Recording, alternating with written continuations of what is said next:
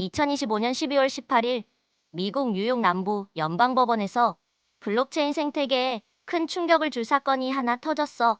콜린 맥마흔 판사가 솔라나 기반의 민코인 플랫폼 펌프펀, 솔라나랩스, 그리고 MEV 기업인 지토랩스를 상대로 한 거대 집단 소송을 정식으로 허가했거든. 이 사건의 중심에는 MEV라는 교묘한 기술이 있어. 누군가는 이걸 투명한 도둑질이라고 불러. 이번 소송은 바로 이 MEV를 이용해 설계자들이 유저의 돈을 털어가는 조작된 카지노를 운영했다는 혐의를 받고 있어. 실제로 이 시스템 때문에 개인 투자자들이 입은 피해액만 무려 40억 달러에서 55억 달러, 우리 돈으로 약 5조 원에서 7조 원에 달한다는 분석이 나왔지. 특히 결정적인 증거는 2025년 9월에 유출된 5천 건 이상의 내부 채팅 기록이야. 여기에는 솔라나 엔지니어들이 일반 유저들보다 먼저 거래를 체결할 수 있는 내부자 전용 VIP 통로를 실시간으로 관리하고 논의한 정황이 생생하게 담겨 있어. 2026년 1월 현재 이 사건은 블록체인이 정말 모두에게 공정한가라는 근본적인 의문을 던지고 있지. 도대체 MEV라는 게 왜 존재하는 걸까? 사실 MEV는 처음부터 누굴 털려고 의도적으로 만든 기술은 아니었어.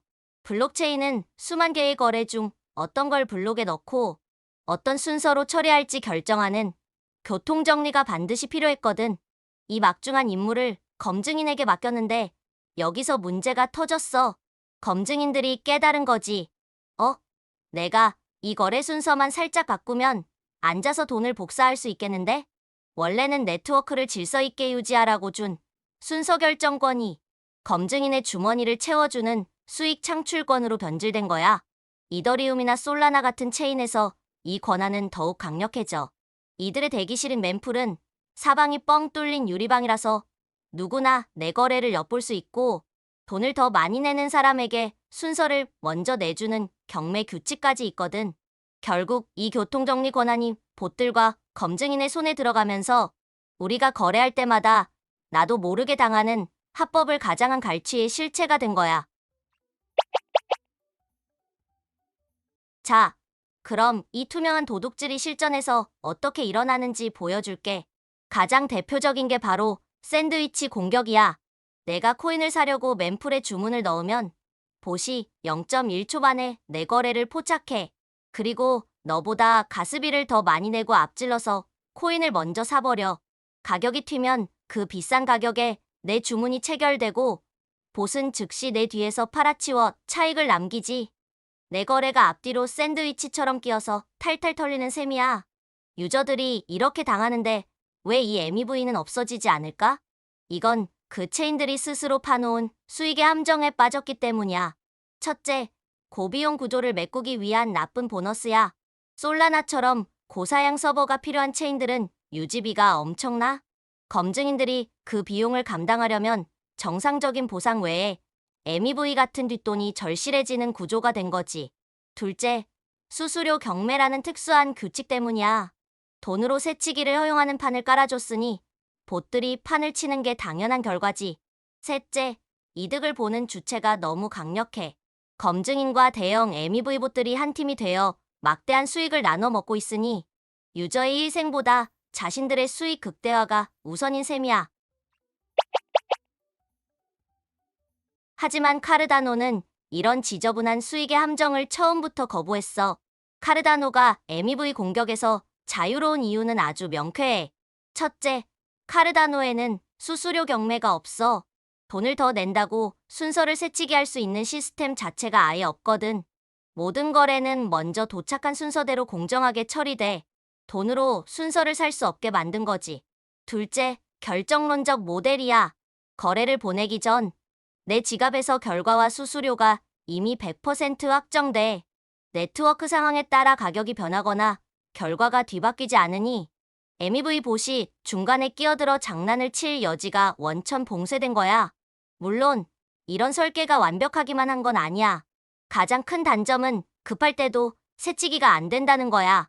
이더리움처럼 돈을 더 써서라도 급행열차를 탈 수 있는 옵션 자체가 없다는 건 답답할 수 있지. 또 하나는 동시성 문제야. 여러 명이 동시에 하나의 컨트랙트를 건드릴 때 충돌이 발생하기 쉬워서 개발 난이도가 높다는 부담이 있어. 결국 카르다노는 압도적인 속도나 유연성 대신 조금 느리더라도 모두에게 평등한 공정함과 보안을 선택한 셈이야. 이번 솔라나 스캔들은 우리에게 단순히 누가 돈을 벌었냐의 문제를 넘어 블록체인의 본질에 대한 아주 무거운 질문을 던지고 있어. 우리가 원했던 블록체인은 모두에게 투명하고 평등한 기회를 주는 곳이었지. 내부자들이 VIP 통로를 만들어 유저를 기만하는 조작된 카지노가 아니었잖아. 업계는 그동안 압도적인 속도를 마케팅하며 대중을 유혹해왔어.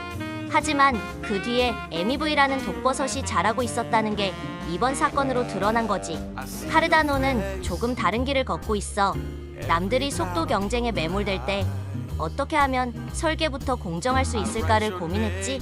때로는 느리다는 비판을 받기도 하지만 이번 사건은 증명하고 있어. 유저를 보호하지 못하는 속도는 결국 누군가의 주머니를 채우기 위한 도구일 뿐이라는 걸. 결국 선택은 우리의 몫이야. 0.1초의 속도를 위해 내 자산이 털릴 위험을 감수할 것인가? 아니면 조금 답답하더라도 설계부터 유저를 보호하는 정의로운 시스템을 선택할 것인가?